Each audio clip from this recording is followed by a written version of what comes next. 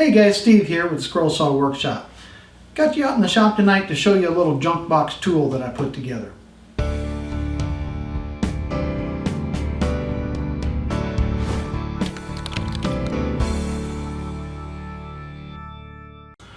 couple days ago I had an email from a reader, and they had just purchased a scroll saw and they didn't have a whole lot of money available to build out a complete workshop of any type.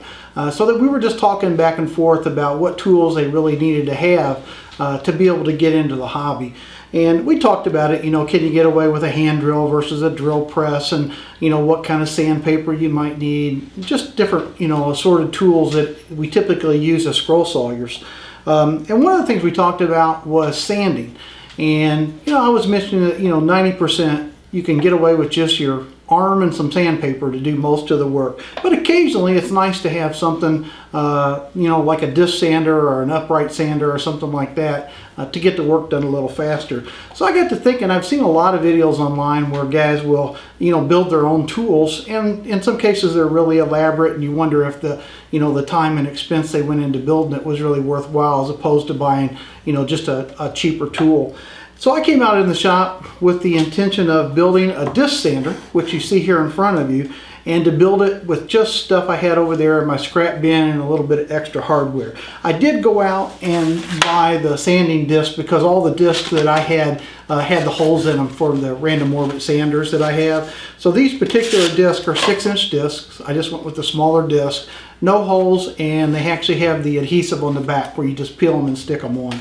So I did pay for that, and I think I got 20 of them for $11. So that did cost some money. Now the amount of MDF that I have in here, which is all just 3/4 inch thick, is probably $4 or $5. Again, I had it over there in the scrap bin, but if you had to go out and buy it, there might be a 1/4 of a sheet of MDF here. I doubt if it's even that much. I did have a 1-inch dowel rod here in the shop, so that might cost you another $2 or $3 if you had to buy the dowel rod, and of course a couple of screws and some stuff like that. So you could build this thing for practically nothing if you have some of the stuff in your shop. So the question was, do I make it drill powered? You see a lot of tools online where they use a hand drill as the motor to drive it, or do I just go with a hand crank? And I thought, what the heck, I'll try the hand crank and just see how it works. And that's what I've done. I'm going to zoom in here on this a little closer, just show you the basic construction, because anybody can throw this together. You don't even need plans. I mean, it's just basic, screwing and gluing things together. So we'll zoom in a little closer, show you how I build it, and then I'll show you how it works.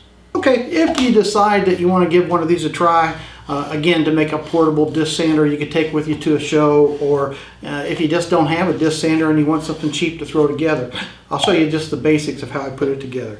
Everything is all 3/4 inch thick MDF because I wanted it to be nice and heavy.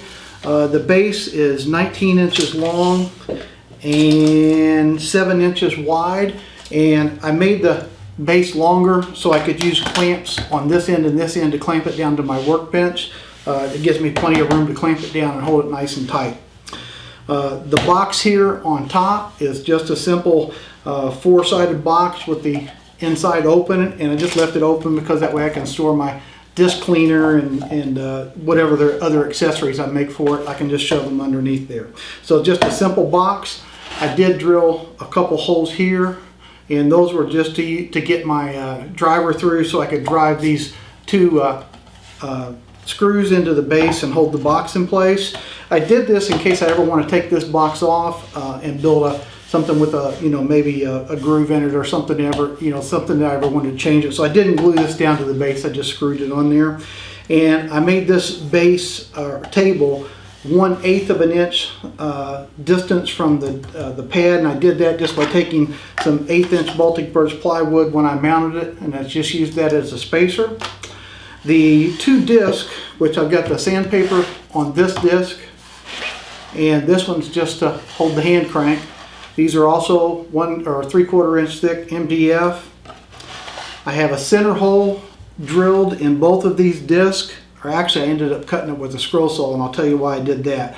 The 1-inch diameter dowel rod that I used for the handle and for the shaft were actually undersized. They were a little under 1 inch, and my 1-inch Forstner bit was too big of a hole for this to fit. So I undersize cut these holes and then force the shaft into there. I did not glue it on this end, but I did glue this shaft onto this piece. That way if I ever want to take it apart I can, but it's such a snug fit it's not going anywhere. Then I drilled an extra hole out here on the perimeter of this crank disc to put the handle through. The handle ended up being 4 inches long.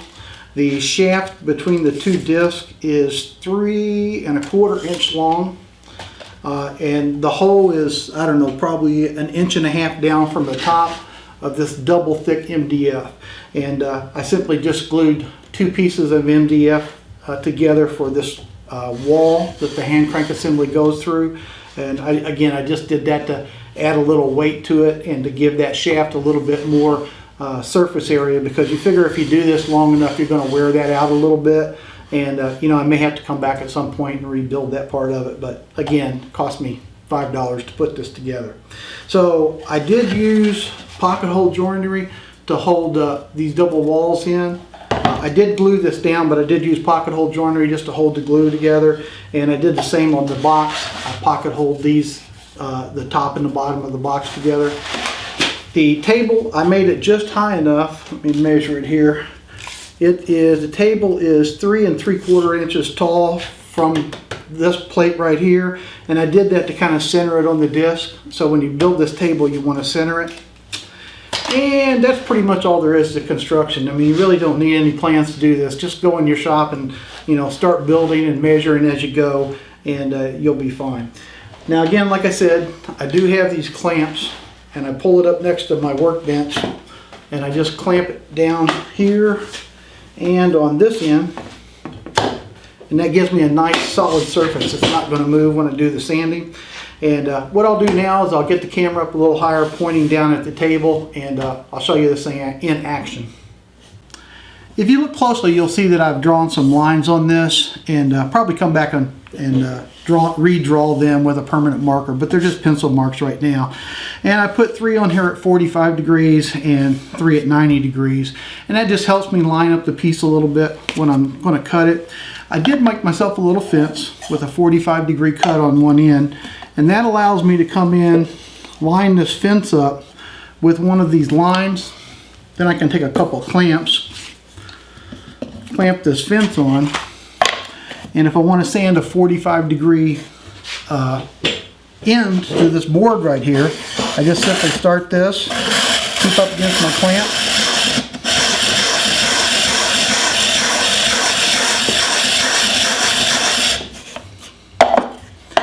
and I begin to get my 45-degree sanded edge right there. Also, without these clamps on here, one thing it comes handy for is if you want to round over the corner.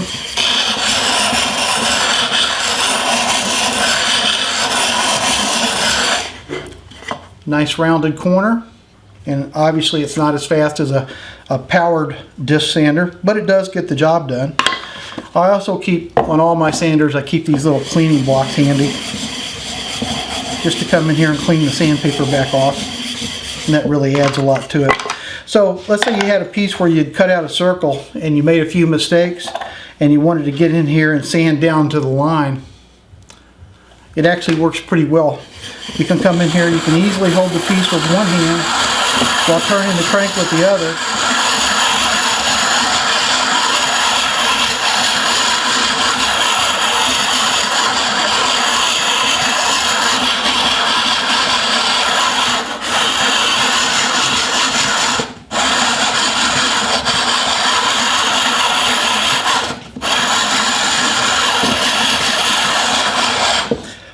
And you can see in pretty quick order, I'm getting right down to the line. Again, not as fast as a motor-powered disc sander, but it gets the job done. And there I've cleaned up that pretty serious miscut that we had on that circle. It will also let you sand the edges of pieces pretty well. If you're careful, you can actually put a little bit of a bevel on it. And that's another jig that I could come up with where, say, a 45 or an adjustable angle right here, where you could come in and break over the edges of your pieces.